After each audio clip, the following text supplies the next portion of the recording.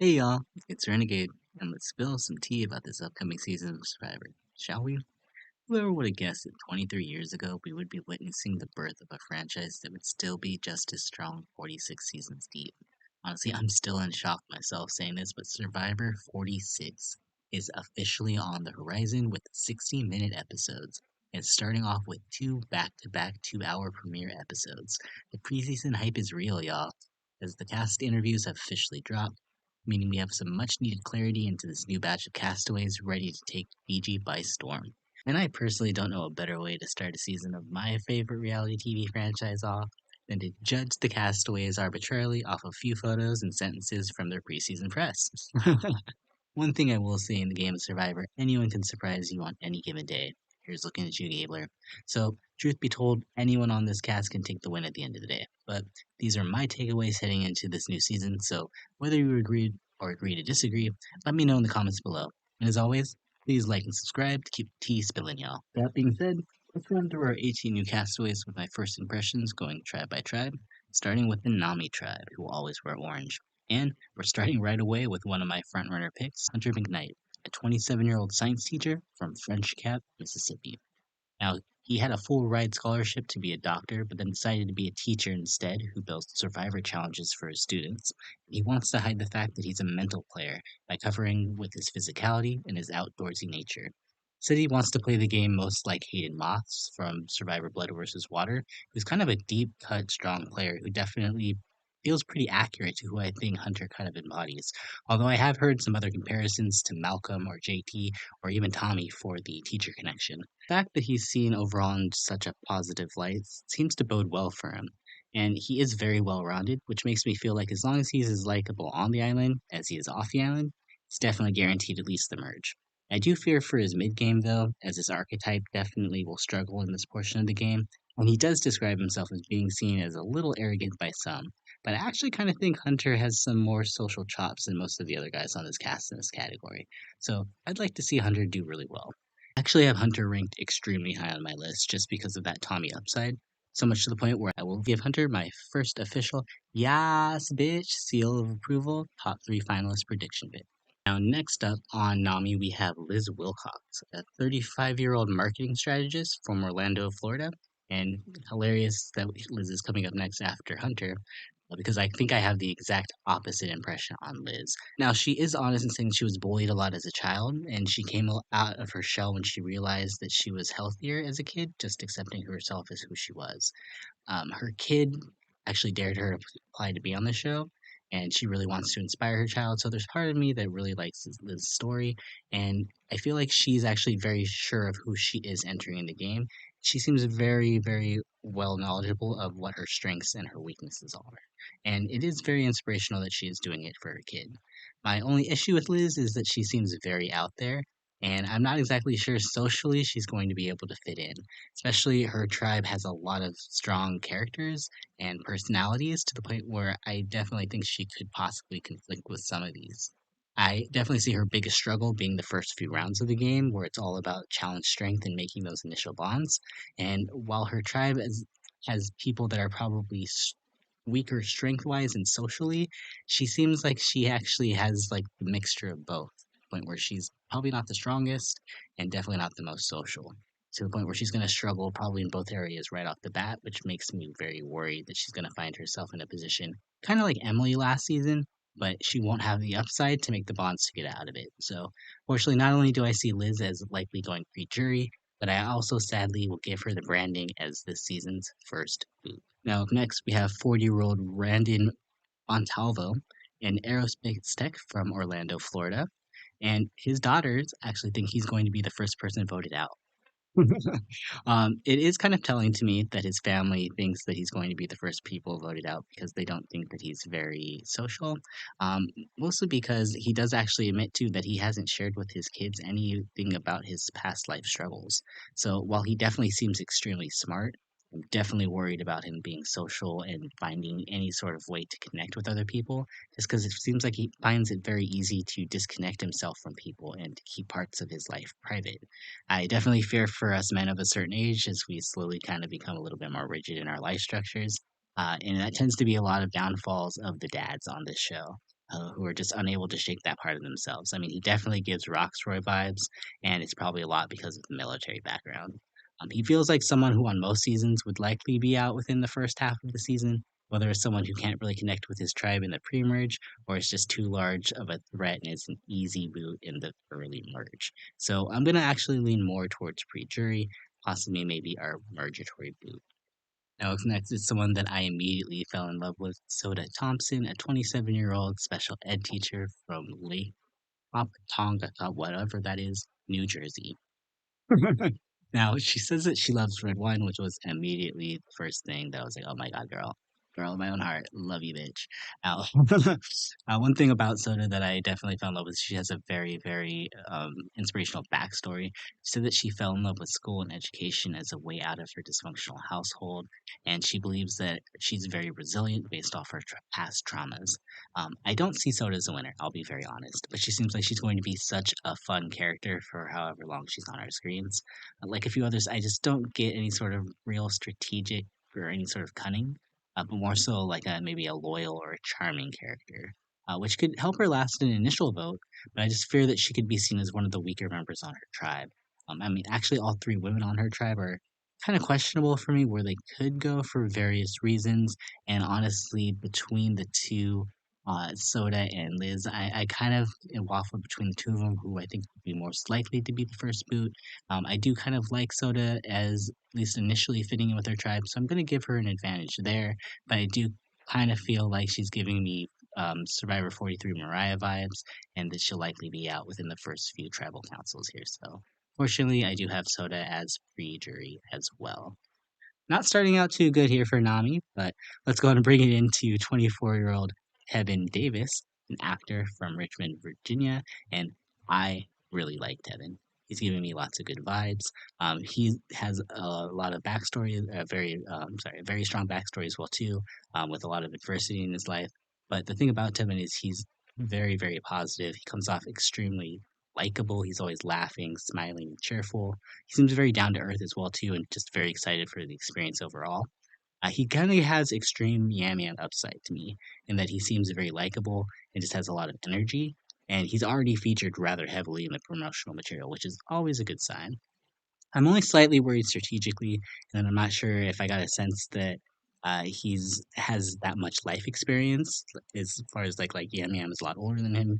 I believe Yam Yam was like 35 if I remember correctly. Kevin's 24. So I'm not sure if he's going to be as perceptive as Yam Yam in that matter. But Tevin definitely has very strong positive energy that I think will serve him well making relationships right from the jump. And even if he's half of as infectious as he is in person, as he is in his videos, I definitely think he'll be kept around for that alone. I think I have him higher more so just because I really enjoy him a lot more than I think he could actually win personally. But I wouldn't be surprised if he does win. I just have a few others I have slightly higher chances than I think that Tevin does. So I'll say late jury here for Tevin. Our final member of the Orange Tribe is Venus Vafa, 24-year-old data analyst from Toronto, Ontario. Always a good sign to bet on those Canadian women. Looking at you, Erica and Marianne. But Venus says her strategy, she's going to let everyone else call the shots and try to ride shotgun, but be the secret leader. She wants to do immigration law and help refugees just like her parents. And honestly, I really, really like Venus. I think she has the possibility to surprise us here. She comes in with a game plan, and that's something that's very similar to how I personally would want to play the game, and that I wouldn't want to be too obvious of a focal point of the tribe, but I still would want to be someone who has influence. And there's something very warm about her presence versus someone like, say, Justine from Survivor 43, who's probably like the most similar new era player that she kind of reminds me of. She kind of reminds me of D2, but like maybe not as athletic, maybe the social portion of D, but I don't know if I see the athleticism there from her at this point. But I do think she'll find it easy to make connections. Um, but I could also, just like Justine, see Venus being seen as a very early strategic female boot that tends to happen a lot here on Survivor. I'd love to see Venus as the first person winner of the show, and I actually do have her pretty high for that reason. But just based on how unkind the new era has been to women like Venus, I just can't invest in her 100% just yet. So I'm going to say she's mid to late jury. One tribe down, two to go, and that takes us to our tribe in green, the Siga tribe. And let's begin here with Ben Katzman. 31-year-old musician from Miami, Florida. His backstory, he said that he had a lisp and a stutter as a kid, and he said that music really helped him come out of his shell. He's planning on playing with his gut. He's another person I kind of feel was cast a little bit more so for his personality and his story, more so than his gameplay. His personality was already full on display in the trailer, and I kind of expect him to have a kind of a Cody 43 arc because there's just something about him that is very similar to me, and that they both seem like they're going to be both very good narrators that you're going to go to for a soundbite. Ben also seems like he has some wisdom behind his eyes, and there's part of me that thinks he actually could be a contender since he might have a gamer side to him. I kind of think Ben's rocker stick, though, is kind of going to get old very quick. So I kind of hope he has more layers to him on the show and to his trimates than just wanting to shred constantly. I'll be honest, I didn't really get too much from him from his interviews. He still feels a little bit like an enigma to me, and I am going to kind of lump him somewhere in the middle just because, again, he didn't really stick out in one way or another, positive or negative. So I'm just going to say early jury here for Ben. Up next, we have Charlie Davis, 25, a law student from Boston, Massachusetts, who definitely feels like he should have been cast last season. Probably would have been if it wasn't for Jake. And so I already kind of am a little worried for him being a law student. That could go positive or negative. He compares his game to different Taylor Swift eras. And nothing against Swifties, but I already kind of tuned out of his interview after he said that. Just kidding. He is a cross country athlete, and he's clearly going to be one of the strategists of the cast. But the problem with me personally with Charlie is he already gives that younger schemer vibe that I'm not sure if it's going to be a stigma that he's going to have to avoid just kind of based off of who he is and what his archetype mostly is like. He could possibly just for who he is be not trusted, and I can definitely see that as well too. His not to be too rude on it, but it kind of reads in the way that he speaks and just kind of his overall demeanor. I definitely could kind of see that. He just seems very rigid, so I'm not sure how that will read into his overall adaptability, to be honest. Um, I could really kind of compare him personally for me maybe to like a Spencer from Legion, except that he is the youngest person on his team. He seems like maybe he's the smallest and could possibly be the most expendable. I could see him doing well if he's able to make the social bonds and make it to the merge with some control. I just worry he's never going to be able to shake that perception of that smarmy guy situation. And will likely be taken out somewhere before the finale. But I'm going to go ahead and place him mid-jury as well. Now, next we have Jamila, or Jem Hussain-Adams. She's 31 years old, and she's an international brand mentor from Chicago, Illinois. Now, she ended up working her way up managing stores from being a seasonal associate um, all the way up to, again, managing stores here, which is a very incredible story. There's very few people I feel like start at the bottom and are actually able to make themselves up, especially in retail. She grew up in Guyana, South America, and she's very familiar with the environment from childhood. There's part of me that really likes Jem, and I could see why she got into the show, but it also feels like she got into the show just because her significant other is a little bit more into it probably than she is. I feel like strategically, she probably knows the basis, but she's not giving me any sort of killer instinct that's really needed to play or to win. If I'm comparing her to someone recently from the new era, she's kind of giving me maybe some preseason Heidi vibes from Survivor 44, but even then Heidi gave me more like strategy knowledge than I'm getting from Jem here. So I'd like to think she could learn the game just because she's used to work hard and investing herself if she doesn't know it already. But ultimately, I'm just not sure if her game will be a winning one. I just get the weakest impression from her for everybody else on her tribe, and she just feels like she would just be an expendable, easy early boot here. So sadly, I am going to place her pre-jury, but I really, really hope that's not the case. Up next, we have Maria Shrime Gonzalez, a 47-year-old parent coach from Dallas, Texas. She's a mother of three, planning on lying, cheating, and stealing. She's playing the game for herself, and she says that she's built for hard things, such as when she nursed her children after running a marathon. Kind of crazy. She's kind of giving me Carla 43 vibes. Maybe if like Carla was like 20 years older, maybe 15 years older. She's kind of giving me the same kind of cutthroat vibes. Wonder if she's going to keep this energy going into the game or if she's going to kind of back off like Carla did. But she seems very different than most mothers that we have on the show because she's very physically fit. She also seems extremely wise. So there is a world where I could actually see Maria taking charge of her tribe or working with one of the guys closely in lockstep to do so. You just always have to be careful of the mother role, though, since they are notoriously kind of doomed to get third place in recent history, unless, hopefully, Julie from Survivor 45 managed to break new ground and turn that around. Maria could have trouble with that alone, you know? I do worry she could be a little pushy or headstrong, like Reem from Edge of Extinction. So, worry a little bit going all in on Maria. She could possibly be one of those people. I actually could see her having maybe a Nina situation in the merge where even if she maybe has control, her allies kind of get sick of her for being too bossy. But I could also see a situation where she wins. But I could also see a situation where she goes first. So honestly, I just see her very high variance, and it makes me very difficult to kind of put her anywhere. But for right now, I'm going to put her as early jury. Next, we have Moriah Gaynor, a 28-year-old program coordinator from San Diego, California. And she's basically considers herself the nerdy dork, the popcorn or the Aubrey, as you will. But she wants her legacy to be that she did it all and she couldn't have done anything differently. And honestly, I think Mariah could really surprise us here. I don't know if she's going to necessarily be the most exciting person to watch necessarily, but she definitely seems like strategically she wants to play the game and is ready if she's able to connect with her tribe. Now, obviously, her name begins with the M, so we have to be very wary that the curse of the M will not strike her and take her out of the game first. But if she's able to last to the merge, I can't see her going anywhere close to it for the final seven. She's the kind of player that if you let her slip through the game long enough, is going to do some major damage. But I just worry that she won't last that long. Like she might be sniped early for being an obvious female CP strategic threat, but if she's not the first boot, I could definitely see Mariah lasting very long in the game. However, for that energy here, I have to give her mid jury at this point. Our final member of the Sega tribe and my personal favorite is Tim Spicer, a 30-year-old college coach from Atlanta, Georgia. Now, he trains high school students how to get in college and then helps college students survive the process.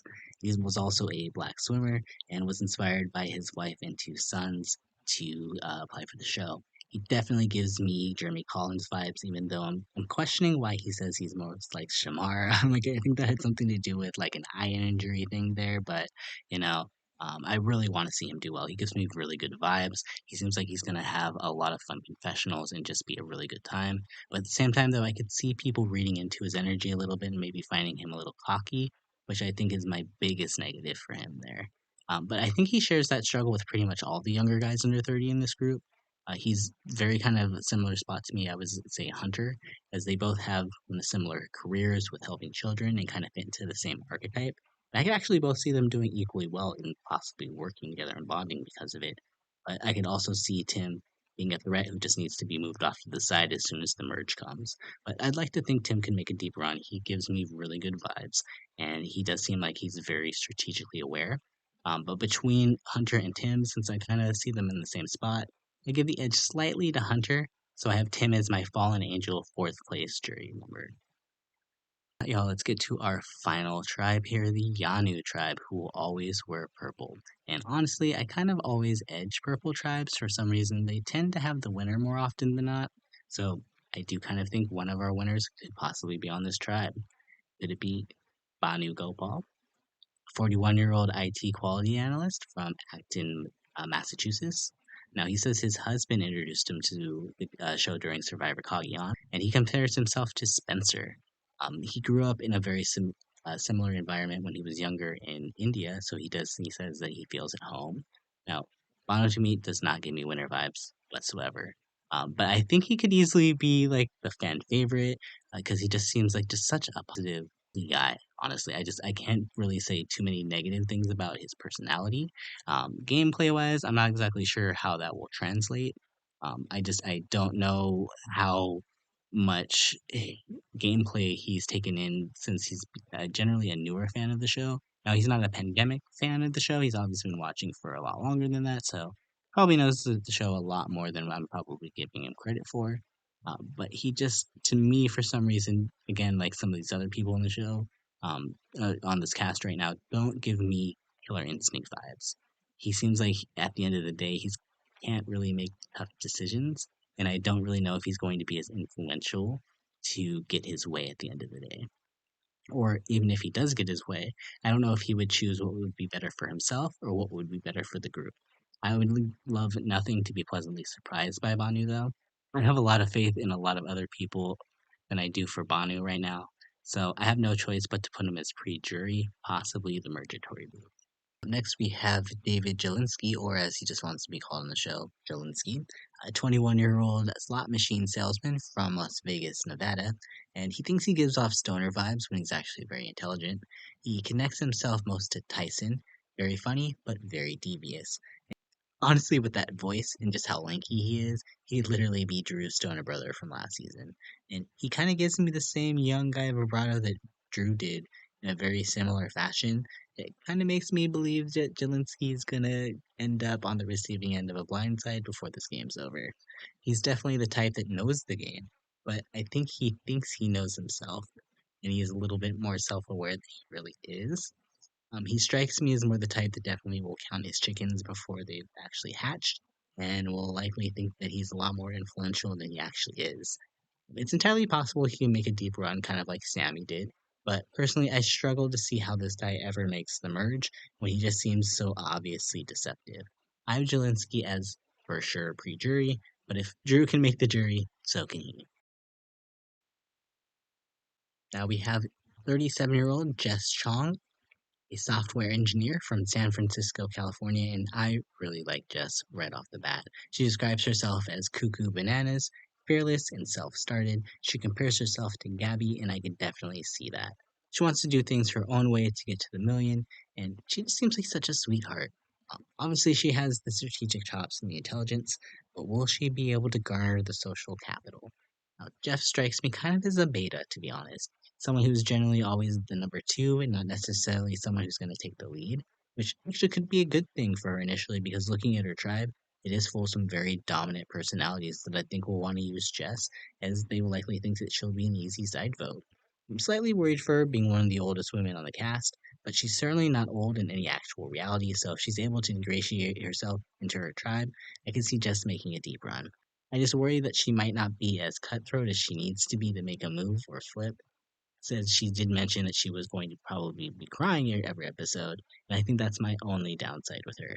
So I have Jess as mid-jury. Next, we have Kenzie Petty, a 28-year-old salon owner from Charlotte, North Carolina, and she describes herself as Harvey meets Marianne. She is okay at coming across as a bimbo and wants to utilize it to her advantage. And oh my god, I love Kenzie so much already. She seems so likable and fun, and I actually see the party influences, unlike a lot of the other women who tend to use that comparison. She has a very social job and definitely seems like she'll have no issue connecting with anyone. It's also very helpful that she's of a median age range in the cast, so I can see her really working connecting to anyone when her heart's content, to be honest. She definitely seems very game savvy. This gives me the impression that she knows when to zig and when to zag, and will be just as influential enough to get her way without anyone really knowing the wiser until it's too late. There's just some very positive vibes I'm getting from her right now that make me think she has a lot of what it takes to be a contender this season. And for that, Miss Kenzie, I'm giving you my top three finalists. Yas, bitch. Seal of approval. That leaves us with only two castaways left, y'all. And if you've been counting, there's still one winner pick left. Will it be Q Burdette, a 29-year-old real estate agent from Memphis, Tennessee? And he says he's one of 17 kids. He's the first to ever go to college, and he played track and football. Now, I really, really like Q, but I'm not sure how strategic I'm feeling he is in that he seems like he's the type of guy that cannot lay low no matter what he does. Like he feels like he always wants to take the credit for it. Which I mean, he's a big guy, so he would have trouble doing that anyways. But it seems like strategically that's something that is really necessary in the new era. We've only had one winner play a very dominant game in D last season, and even she knew when to lay low. So he just screams for me the first or second vote after the merge if he makes it that far. Also, I don't know why, but he just gives me dreams vibes about him. So I can actually see him going out for playing too hard or burning too many bridges if he does get to the end and not being able to win.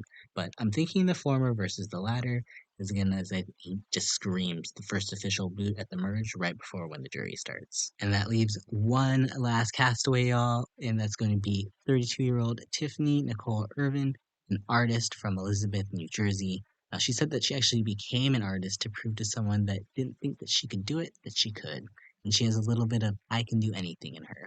And oh my god, I love Tiffany. I can already see her being just a dream to watch this season.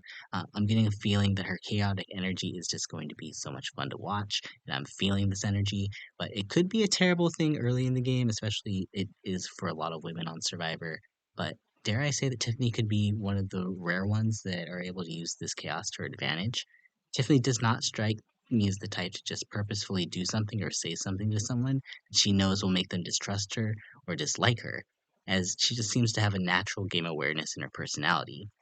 Her chaos is giving me more like Tony Velachos, like organized chaos, dare I say.